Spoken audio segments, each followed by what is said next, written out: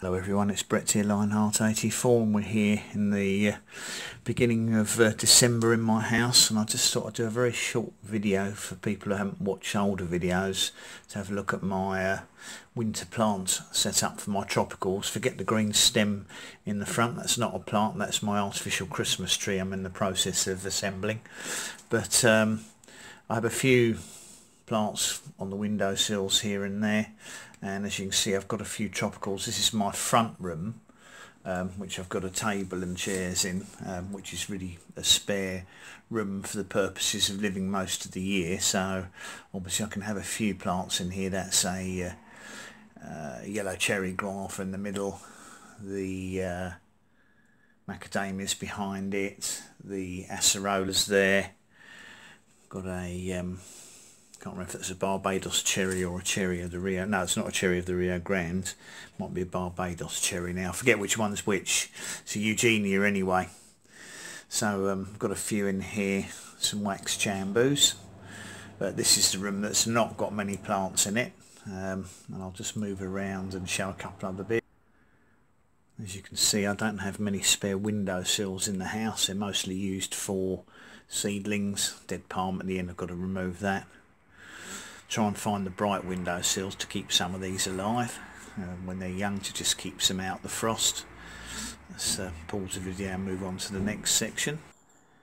And as most of my regular viewers will be aware, the kitchen is probably the epicentre of my madness. Don't use the kitchen table except for storing plants on it, and the reason I have those there is a reasonable amount of light from that window above there,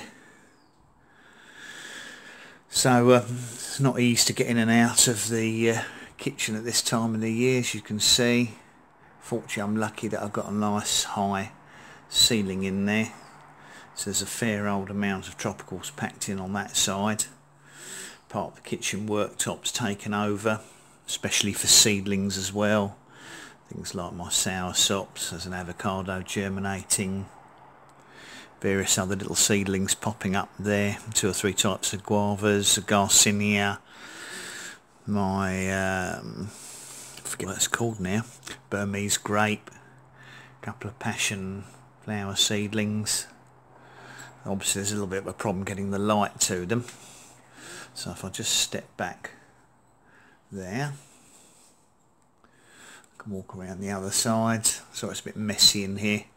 It's a used kitchen, and obviously I've got tropicals this side as well, and I've had to clear a space to get outside into the garden this morning. So that's my tropical setup. Try and keep them in front of the window to get as much most of them to get as much light as possible. A few of them are showing signs of discomfort already, as they often do when they're inside. Certainly got problems with the my largest Australian finger lime. Not sure if it's dried out or some other issue. The stems are green. I think it'll drop its leaves, which is going to make a hell of a mess, and then probably come back later in the winter. I don't think it's a pest problem. I just think it's doesn't like the dry atmosphere possibly.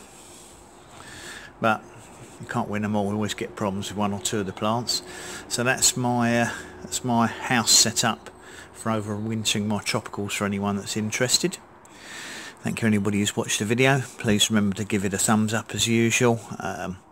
Please share it with anyone you think might be completely mad like me, and obviously subscribe to my channel if you haven't done so already, and if you hit the bell you'll get notified on new videos as they come out, which will hopefully give some insight as to how these plants get on over the winter months, which is always very challenging for me.